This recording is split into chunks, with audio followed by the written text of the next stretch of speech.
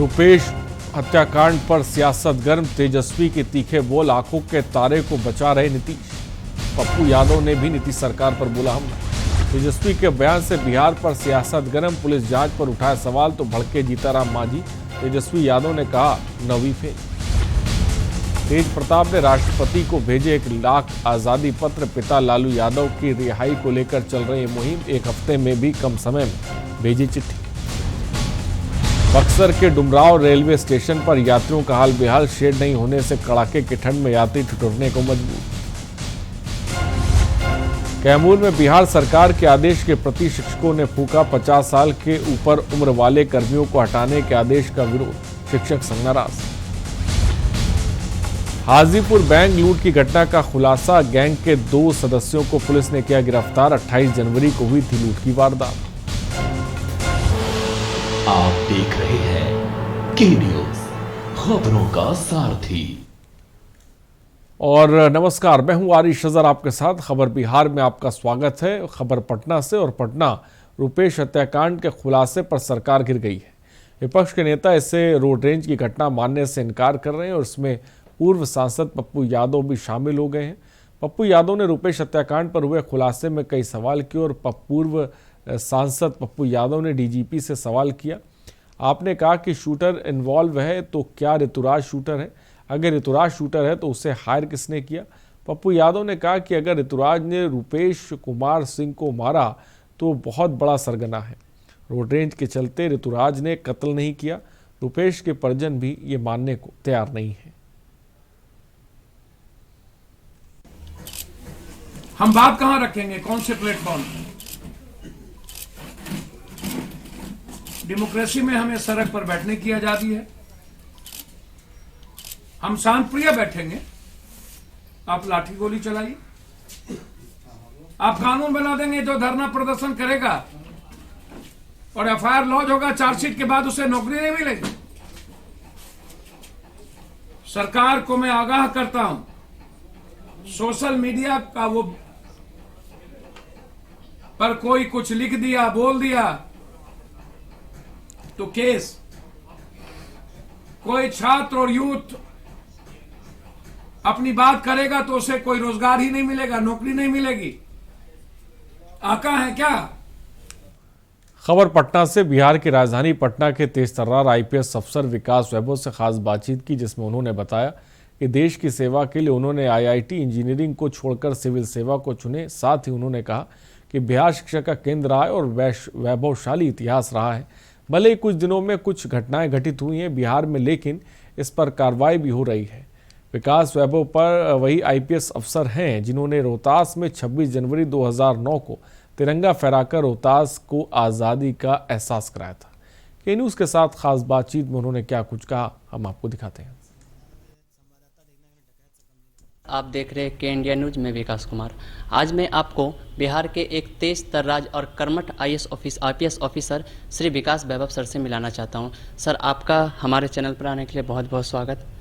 Sir, हमने आपके बारे में जाना है कि आपने कानपुर से आईआईटी किया, उसके बाद आप एक सफल इंजीनियर भी रहे, लेकिन आपने सिविल सेवा ही लाइन क्यों चुना?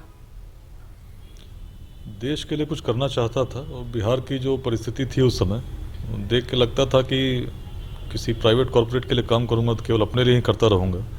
कुछ ऐसा करना चाहिए जिससे चीज़ें बदलें। लॉ एंड ऑर्डर की इश्यूज़ थी और भी चीज़ों को देखता था तो प्रेजेंट जनरेशन है उसमें कनेक्ट नहीं दिखता था हिस्ट्री से। तो लगता था कि अपने जीवन को इसमें संचित कर दिया जाए और कुछ किया जाए ताकि कुछ चीज़ें बदलें, जिसमें अंत में मुझे संतुष्टि मिले कि मैंने अपना जीवन ठीक तरीके से योगदान दिया।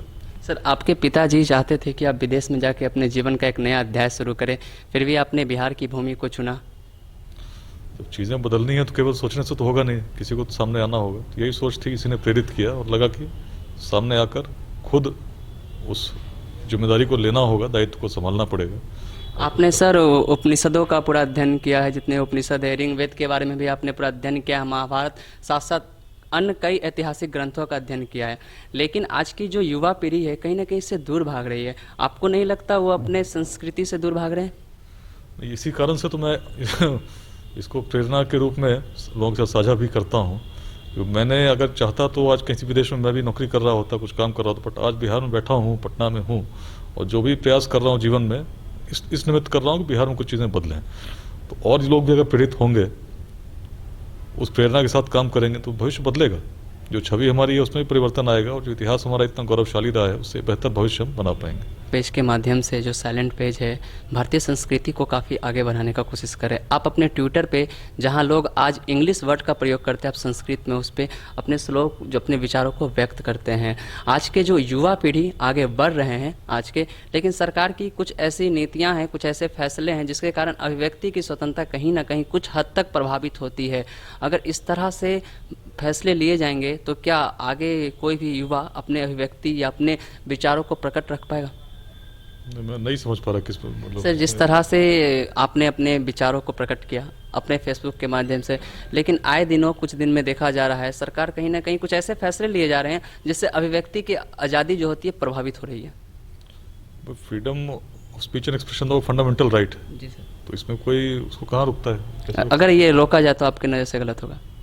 ये तो भारत के संविधान में जो आपका फंडामेंटल राइट है वही है। अगर किसी को ऐसा लगता है, किसी को प्रतीत हो रहा है, तो न्यायालय में जाने का स्वतंत्र है। आप दिनकर जी को काफ़ी फॉलो करते हैं सर, आप कविता भी मैंने आपका कई बार सुना है, तो सर मेरे दर्शकों के लिए आप कुछ लाइन। दिनकर जी की कविता जिसने मुझे प्रेरित किया, मैंने साझा भी किया था, वह प्रदीप जो दिख रहा है झिलमिल दूर नहीं है, थक कर बैठ गए क्या भाई मंजिल दूर नहीं। सर हमारे साथ जुड़ने के लिए बहुत बहुत धन्यवाद। Thank you.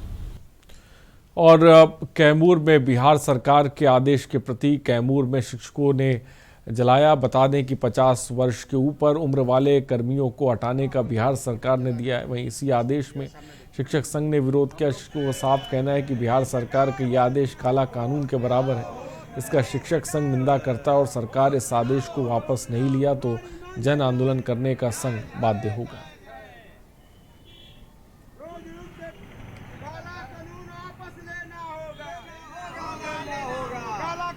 पूरे बिहार में राज्य सरकार द्वारा कैबिनेट में पास किया गया है कि जो 50 वर्ष से ज़्यादा सेवा कर्मी हैं, जिनकी उम्र 50 साल से अधिक हो गई है, उनकी सेवा जबरदस्ती सेवानिवृत्त दिया जाएगा, उनको सेवा से हटाया जाएगा। इसके खिलाफ में आज पूरे बिहार में महासंघ गोपकुट, बिहार राज्य और राजपत्रित कर्मचारी महासंघ गोपकुट पूरे बिहार में हर जिला में, जिला मुख्यालय में काला कानून के परी जलाने का कार्य कर रही है।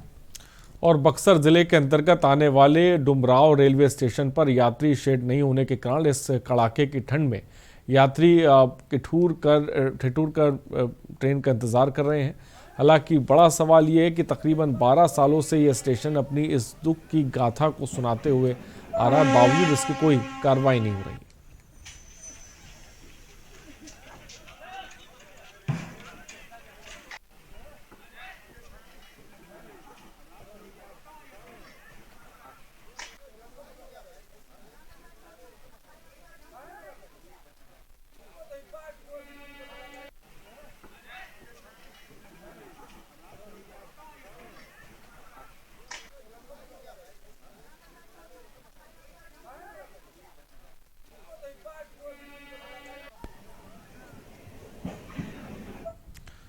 खबर भागलपुर से, जहां पुलिस जिला नवगछिया के क्रिकेट के खिलाड़ी क्रिकेट संघ से उपेक्षा का दंड झेल रहे हैं।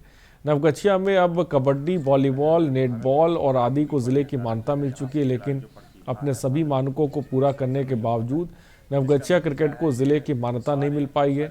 इसके बाद जब नवगछिया क्रिकेट प्रशिक्षक जनार्दन कुमार और मोहम्मद इब्रार से बात की गई तो उन्होंने बताया कि नवगछिया के खिलाड़ियों में प्रतिभा की कमी नहीं है। क्रिकेट खेलते हैं और अच्छा क्रिकेट भी खेलते हैं, शुरू से खेलते आए हैं। जैसे कि हमारे जनार्दन भैया थे, इजहार भैया थे, रैनपुर से, नवगछिया से सुशील भैया, बहुत सारे पुराने खिलाड़ी, राजकमाल है अच्छा खिलाड़ी था, लेकिन उन लोगों के बावजूद भी जो है इस बार के खिलाड़ी को चांस नहीं मिला। मैं चाहूँगा कि खगड़िया नवगछिया को। और बक्सर डुमराव थाने के महज कुछ ही दूरी पर स्थित महाराजा पेट्रोल टंकी के पास मानवता को शर्मसार करने का मामला सामने आया है, जहां बह रहे नाले में लगभग 5 माह के नवजात शिशु को फेंक दिया गया था।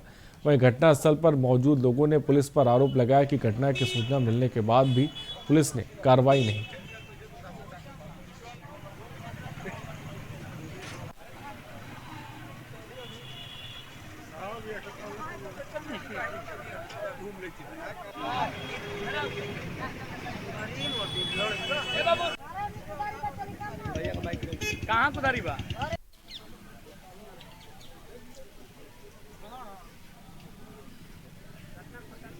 तो सामाजिक बुराई है, इस पर रोक लगनी चाहिए।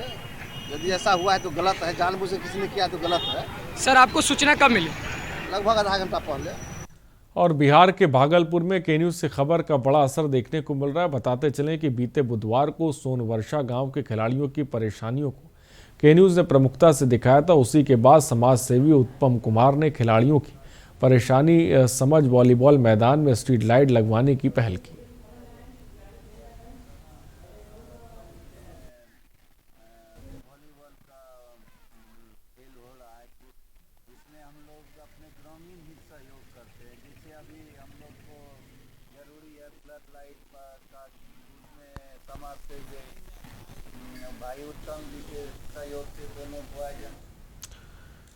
कैमूर जिले के भभुआ स्थित सदर अस्पताल में ऑल इंडिया मेडिकल एसोसिएशन के एक जनरल बॉडी की बैठक आयोजित की गई। बैठक में मुख्य रूप से मेडिकल एसोसिएशन के अध्यक्ष डॉक्टर संतोष कुमार सिंह को राज्य स्तरीय कमेटी में शामिल होने पर बधाई दी।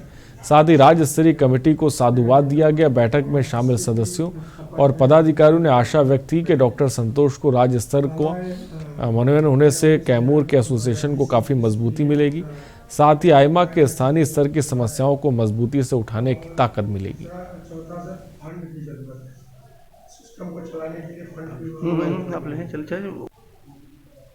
आप लोग ना बात करते रहिए। सर ये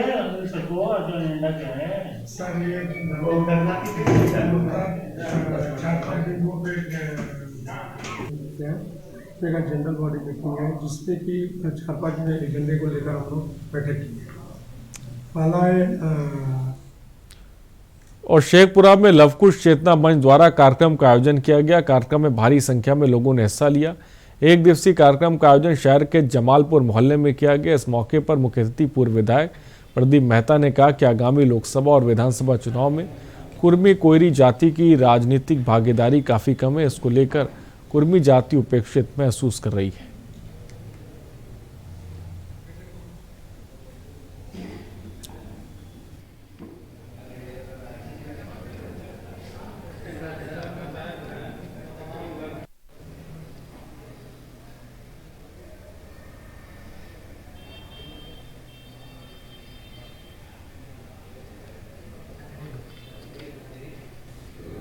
फिर लवकुश एकता जो बना उसी आधार पर परिवर्तन हुआ, जिस परिवर्तन के बुनियाद पर आज 86 महल जो है जिसके मुखिया नीतीश बाबू। जाहिर बात है 16 वर्ष इनका बीत गया, सत्ता में ढेर सारा परिवर्तन हुआ। बिहार की राजनीतिक हालात रोज बदलती सुधरती रही, लेकिन आज जिस कौम ने उस समय उनको बनाने के लिए जद्दोजहद किया था, संघर्ष किया था, उन दिनों लगता था जब बने नीतीश बाबू के एक नया सवेरा आएगा, नया बिहान आएगा। लेकिन 16 वर्ष बीत गए, देश में भी राजनीतिक हालात में बदलाव आया। शेखपुरा जिला में लवकुश एकता मंच के जिला इकाई की बैठक हो रही है और इसमें समाज के कोयरी जाति, कुर्मी जाति के जितने भी ब्रांच हैं सभी ब्रांच के लोग आए हैं और अपना जो भी तकलीफ है, कोई तरह की बात है, सब तरह की बात को कह रहे हैं, सारी वेदना को बता रहे हैं कि हमको सामाजिक तौर पर भी लोग सता रहे हैं इस कारण से कि हम लोग एक दूसरे से फूटे हुए हैं। रुकते हैं एक ब्रेक के लिए, जल्द हाजिर हूँ।